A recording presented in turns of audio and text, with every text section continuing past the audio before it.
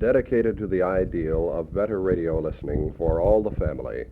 This is the Enchanted Hour. Oh, I mean, no, wrong program. Hello there. No, I'm not going to do that. Pardon me for a second. No, I'm not going to do that. I'm not going to pull a hole singer on you right off the bat, Myrna, please. Well, at any rate, here we are, and we hope that you're there. We really do. We don't know, of course, right at the moment where you are, but we certainly hope that you will be able to listen to this thing very soon. I'm going to mail it tomorrow. Today is Thursday, by the way. Thursday, June the 23rd, and it's been a very nice day here in Chicago. A rather warm one, although that's a change from the very rainy weather that we have been having, Myrna. Received your letter today, and also received one from you yesterday, one that you'd written sometime earlier and sent to Miami, and Mother forwarded the thing on up. I was real happy to see you put a Freedom of the Press stamp here on your letter. That's very nice. We'll be commenting on your letter in just a moment. Right now, we'd like to tell you just a little bit about the trip, getting up here and so forth, Myrna. We left Miami. Oh, before I get into that, maybe I should say hello to anybody else that happened to be listening. Hello. Goodbye. Well, seriously, you can stay if Myrna wants you to stay, but we are going to get just a little bit personal. But our great big greetings to you anyway, whoever you might be.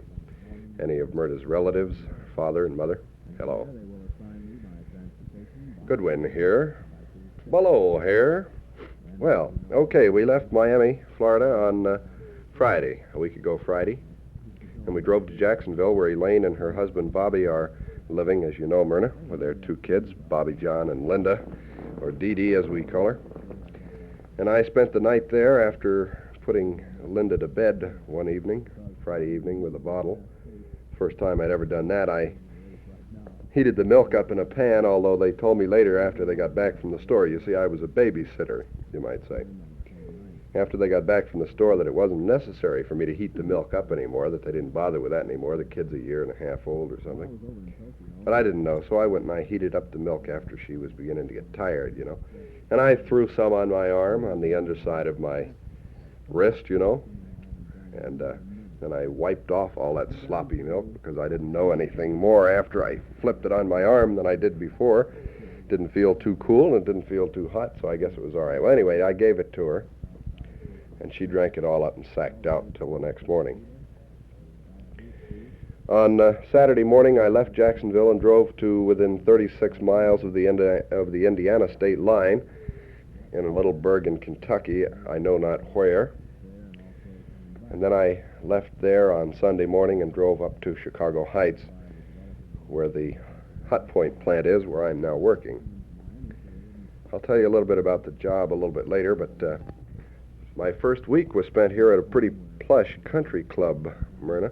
You see, I had to go to school this past week, not this last Monday through Friday, but the first Monday through Friday I was here. Had this special dealer utility course dealing with the various products sold by Hot Point and General Electric and all that kind of baloney. And so I was selected, you might say, mandatory type thing, to go to this course, and so I attended this school Monday through Friday, along with 21 other utility men from around the country.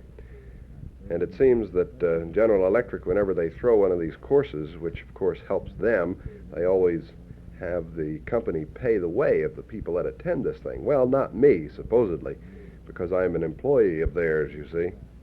Read me?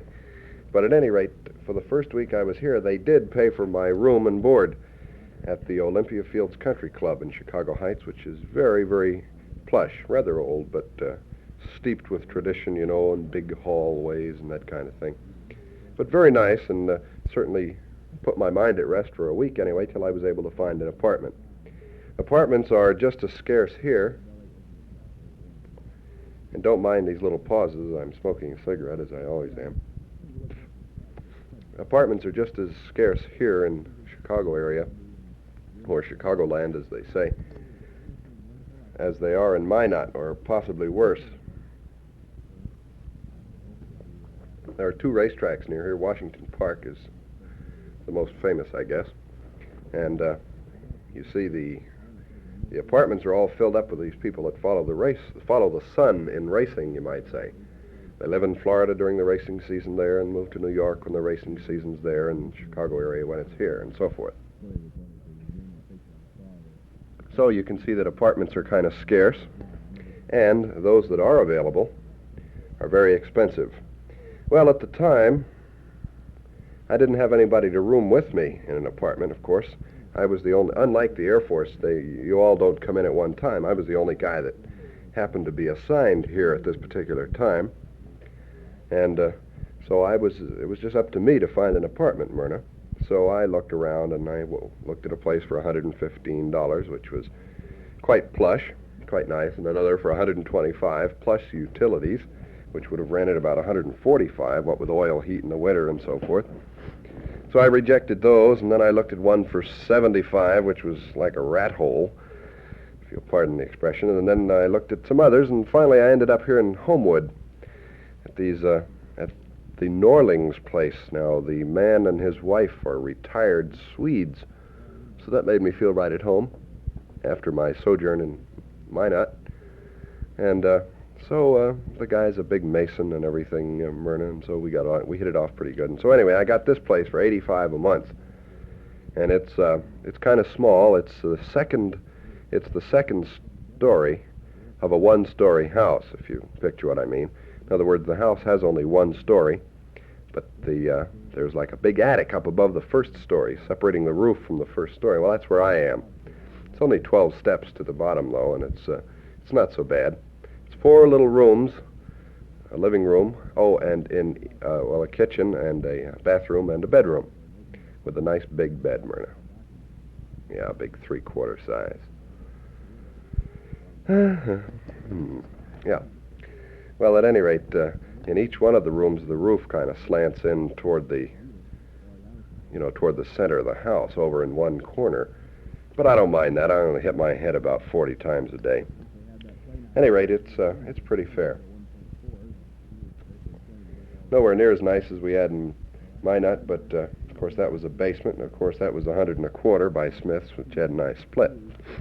Maybe after I have lived here for the summer, I think I'll stay at least 3 months because these people are so nice to me. As a matter of fact, Mr. Norling brought me up a little desk so I could write, type and so forth, so there wouldn't be any excuse for me not to write you. Just today he did that. And here they're getting me a fan for the window and all that kind of stuff.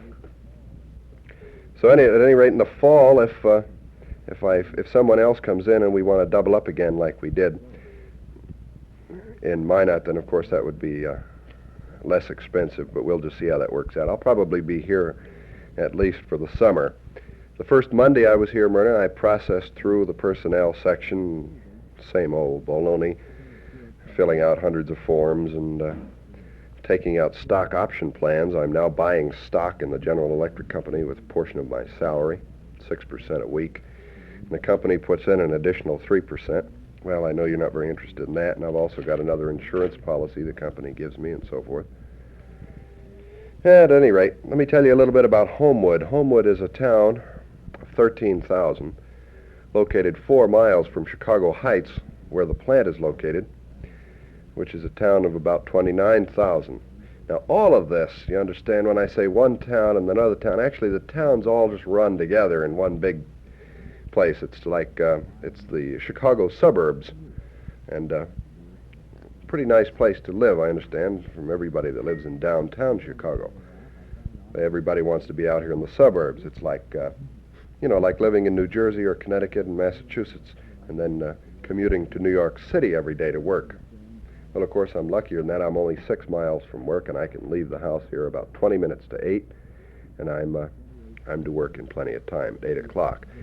Our hours are from 8 to 4:30, with a half an hour for lunch, and you may not think that that's enough time, but it actually is, because there's a big cafeteria on the 3rd floor, where I am on the 3rd floor, in the office building, the office section of the factory, you might say. which is all air-conditioned and brand new. And there's a cafeteria up there, too, using Hot Point commercial cooking equipment, of course. And so they feed the employees every day there. And so we get our lunch there every day, and I just have to open a door, and I'm there in the cafeteria part, you know. So you don't have to go out for lunch, and that's very fine, especially when the cold weather comes. Working conditions seem excellent. I really haven't done a darn thing yet at work. I've just been puttering around, and as we used to say in the Air Force, reading the regs, you know, just kind of making yourself look busy because you really don't know what the hell to do first, so or last, or to start with, so you just kind of look busy, and that's the way you get there. I understand. Golly, I sure wasn't feeling good this past week, this cold and all, and on top of that, Myrna, I miss you so very much. It hurts me. It really does. And I say that to you sincerely. I really miss you. Oh, well, I'll talk about that some more later. If I get started now, then I'll never stop. Never get some of this other junk in. Well, what have we here? Your letters. Let's see. No, wait a minute now.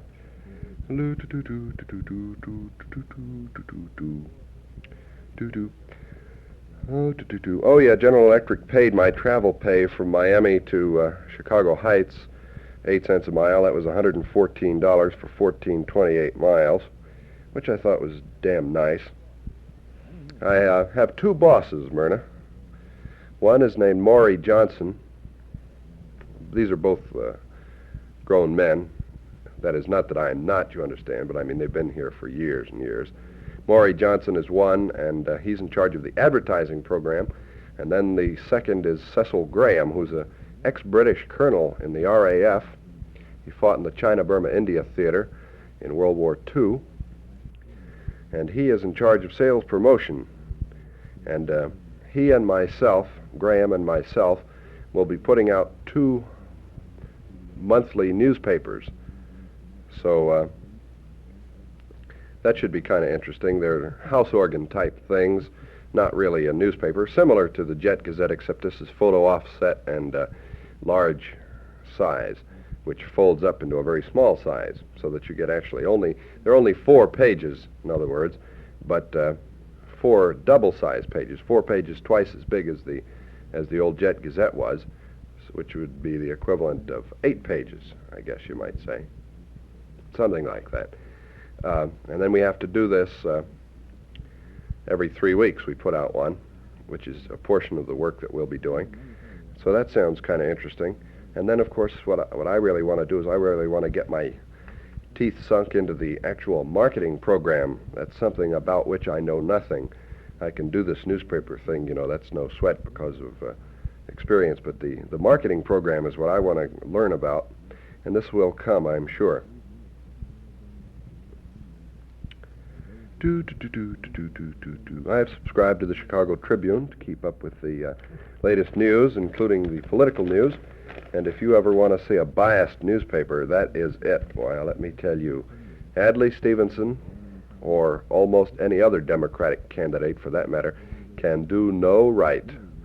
Their boy is Nixon and Eisenhower and the Republicans, and that's it.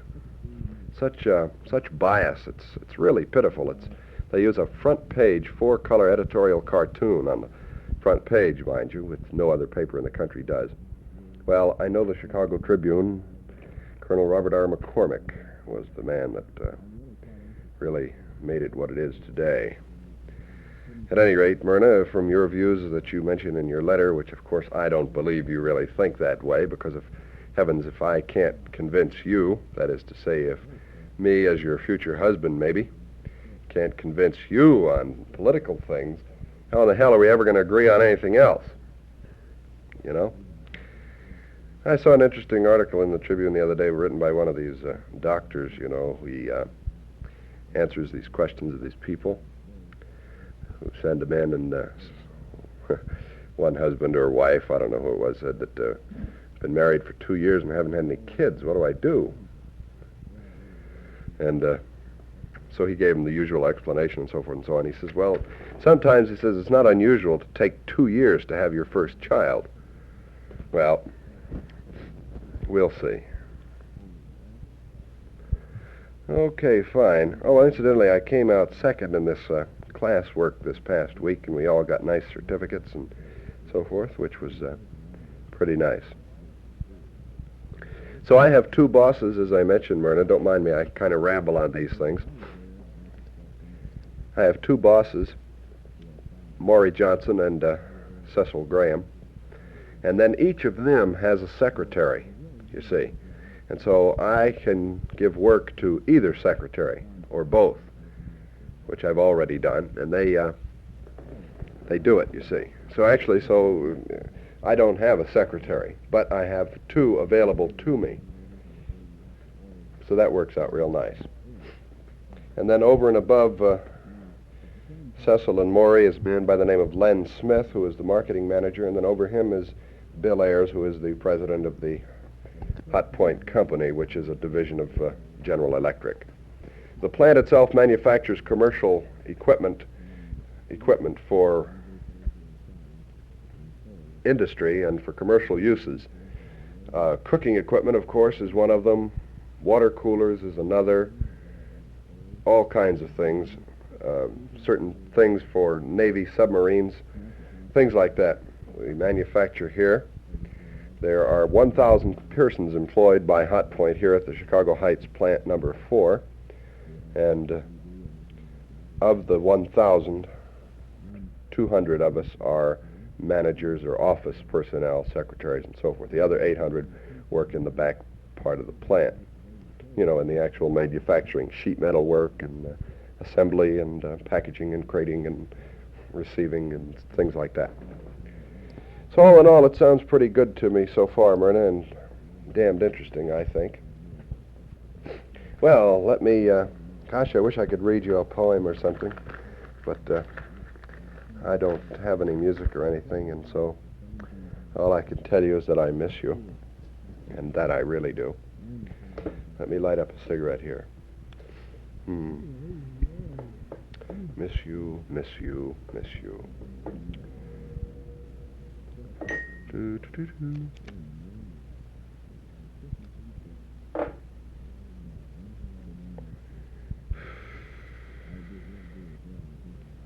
Gosh, I hope you're comfortable. What you ought to do is get yourself a pair of earphones.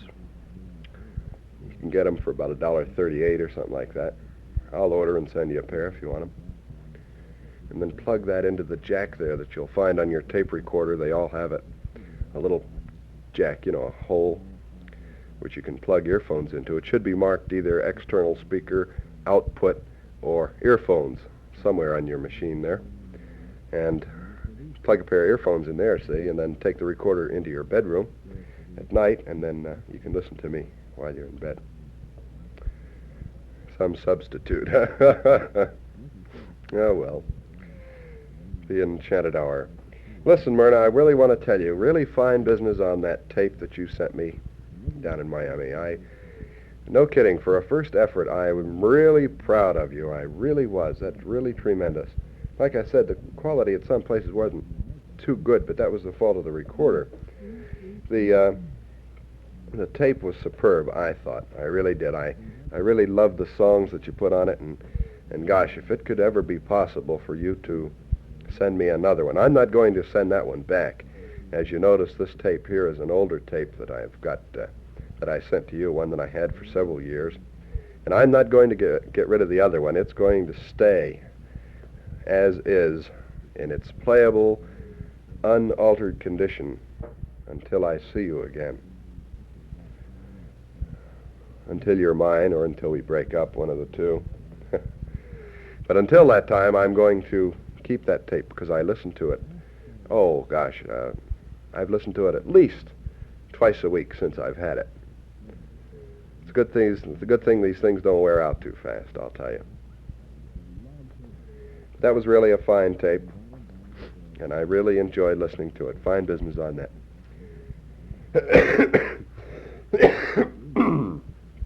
Gosh, I'm sorry. I should have turned the button down, but I didn't get to it in time. I apologize. And hello to your mom on her birthday, June the 11th. 56 years old. That's wonderful. Agatha and her 5 kids are down for the weekend, you said. Fine business. Say hello to the 5 naked kids for me.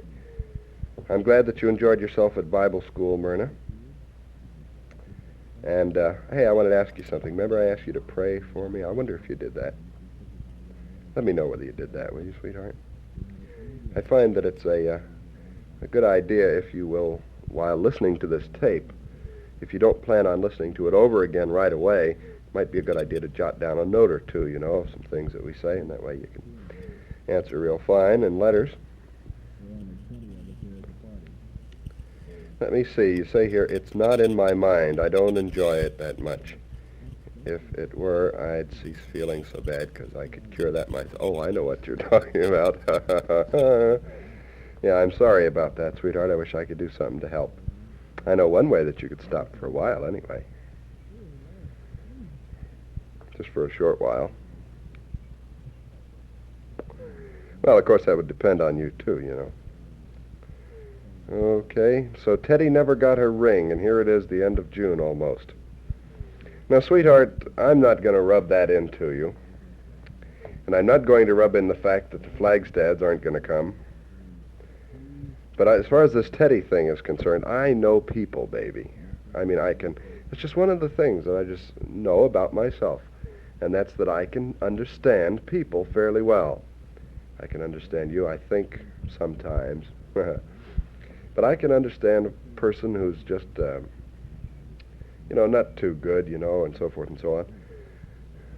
But I could just tell you that this John was never going to give Teddy a ring, at least not by June. I doubt, frankly, if he ever will. Oh, well. So you think that life's main goal is to marry and share your life with someone, its sorrows and joys. That's very, very nice writing, baby. That's very fine. Oh, by the way, in this other letter that you sent me today, well, I'll get to that later, but you spelled pen with an I. Damn this pin, you said? It's pen with an E, English major. Smarty pants. Okay, on Penny. Penny, I told you, wrote to me from Washington, and I will drop her a card. Okay, on Who's-What's quitting, Mervyn, I guess his name was, quitting the Luther League. Okay, on you don't think that Pastor Johnson's coming back. To my not. I never knew him. I don't know whether he'll come back or not, and I could care less. Tell me, do you think that you're going to go back to Augustana next year? Or do you think that you'll lend your talents to some other place? Gosh, I'm sorry that you had a sore throat, sweetheart. I really am. I wouldn't want you to be sick even monthly, if you know what I mean, for anything in the world. Okay, like I said, I'll believe the Flagstad's coming out to see you when I see it. Okay, on Armed Forces Day at Minot, here in your letter, I think maybe I mentioned on the telephone, we had 25 to 30,000 out when Frank Kramer, Captain Frank Kramer of the Army Reserve, handled publicity with myself, and we really packed him in. Maybe it was that reason that nobody, or only a third as many, came this past year, but it doesn't sound to me like they had such a good show either. They didn't have an admiral speaking or anything this year, so. Say, tell me about this taking care of your grandmother, sweetheart. What do? You spend every single night with your grandmother in Bainville, and then you go out to your own place at the farm in the daytime? It's not a very good arrangement, doesn't sound to me like. Of course, I understand that it's necessary and all. Gosh, I hope that you'll be happy this summer. I see that the old tape's going by pretty fast. Well, I didn't want to record on the other side, but maybe I will anyway, if you want me to. What do you want? Do you want me to? Well, okay. We'll see. Let's see. I think I answered all your questions in that letter. Can you come and go with me, please? Gosh, don't say please to me. Myrna, you know, when you say please to me, I just have never been able to. And I just never can refuse you when you say please for some reason. So don't say please to me about going with me and things. You know I want you to go. I want you to go very much. So you know what I think I'm going to do? Oh, well, I guess not. Okay, now to the letter I received today. Say, I thought that picture here, this picture of you as a, I don't know, I guess you must have been about 10, I guess, huh? 9, 10? Gosh, what skinny legs. Wow. Janice looks pretty. This was a house in Bainville. I don't guess I ever saw that house, did I? Sold it. No, that wasn't the old farmhouse that you were telling me about. The one that we went and explored that day, I guess, was it? How many horses do you have on your place, sweetheart? Tell me that. I thought the stationery that you wrote this letter to me, the one that you found, was kind of cute. Now, let me just go over this letter with you and make sure that I answer all your questions. Say you're over at your grandmother's, sending me the picture. And you're painting the house. Well, believe me, I know what that is. But why are you painting the house? Another thing, why does one have to stop before the other starts? You say, Carty will pick up when somebody else, Larry, quits, and so forth. How old is this Larry, by the way? Do I have to be jealous of him, or is he married? Or did I meet him and should know all that? God, I'm terrible. Okay, 11 rooms to go. Well, that's not so bad. Raining there, you say. Do-do-do-do-do-do-do-do. David's painting now. Do-do-do-do. Poor Myrna must keep on with whatever help she can get. If they all quit, so would I. Well, now, don't be a quitter. Don't quit, sweetheart. Hey, I just popped my neck, remember? Did you hear it? No, I guess not. Oh, me. Yeah, there are quite a few pretty secretaries up in the office. Dance at my wedding, baloney. You'll dance at my wedding, all right, but only under one condition. Now, Myrna, I'm reading now from your letter. Quote, make sure they, meaning the secretaries, I guess, have a degree before you go out, or you might have to lower your standards. Now look here, smarty pants, you sarcastic thing. Don't give me none of your lip. Myrna, now, honest and truly, you're making... I was going to say you're making me mad, but you can't make me mad. That's just carrying it too far. Now, all I did was try to convey to you my view that I've held for years.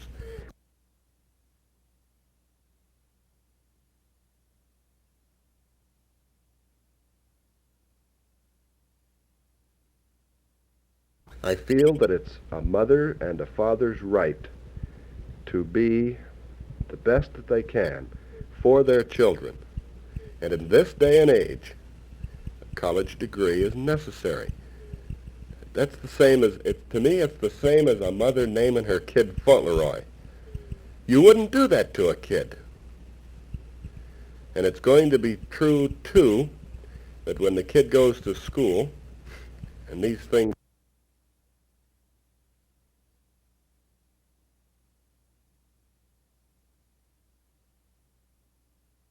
come up and so forth, plus the fact that what you'll be able to teach him with that extra year and a half of what you learn in college, especially English, for heaven's sakes. Though I know that you'll never pass your English. But at any rate, I just feel that way, and I feel that way fairly strongly, I guess. And then in the next sentence, you tell me that you love me. Well, golly, I don't know whether you do or not. You're making all this fun of me.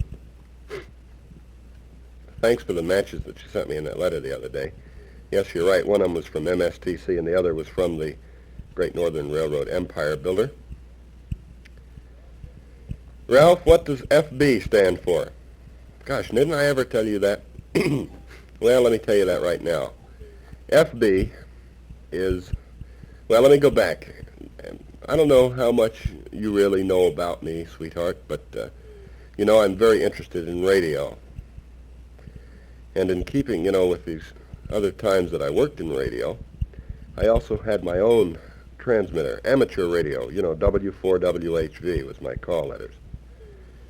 Now, I'm sure I told you all this, but at any rate, when you're when you're on the air in Morse code, which I was, as well as with a microphone, from my own house in Miami, and I looked at the transmitter and stuff again and packed it all up just this last week or so I was home. Well, at any rate, when you're talking in Morse code to someone, you use a lot of abbreviations simply because it takes so long to say something. A few of them are 73s. When you're talking with a message, when you're talking with someone and you want to say goodbye to them, instead of saying goodbye, which you would have to spell out, in Morse code, G-O-O-D-B-Y, you write 73. You just send that in code, and it just goes like that, see? 73. Di-da-da-da-da, di-da-da-da-da-da. That's 73. That means so long and best regards, and I'll be seeing you, and Happy New Year, and anything else that you want to say. 73s. Now, 88s, you send 88s, that means love and kisses, and so forth. A lot of other, many other abbreviations. TVI, television interference. That means that your own set, your amateur transmitter, is interfering with somebody's television set. QRM means man-made interference, static. QRN means natural static, lightning in the air. I'm having trouble receiving you because of the QRN. Things like that. Well, at any rate, you have many abbreviations. And among them is FB. FB, that means fine business. Fine business. And you just say that at the beginning of a sentence. Fine business on that last transmission that you had, and it was certainly nice hearing from you. That means to say, thank you very much, and real good, and so forth and so on. But you just send it, fine business. FB. So I find, maybe, as a matter of fact, I probably said it here in this tape someplace, fine business on something or other. And if you'll listen, I'll just be willing to bet. I don't realize that I say it, but I'll just be willing to bet that it's there somewhere. Okay, sweetheart, this tape is running out. Now just let it run out onto the reel that it's going until it runs completely out. And then take the reel that's on the one side full and turn it completely over, put it on the other side, and re-thread it up so that it will wind onto the empty reel. You know how to do that because of the other one. I'll see you on the other side of the tape, sweetheart.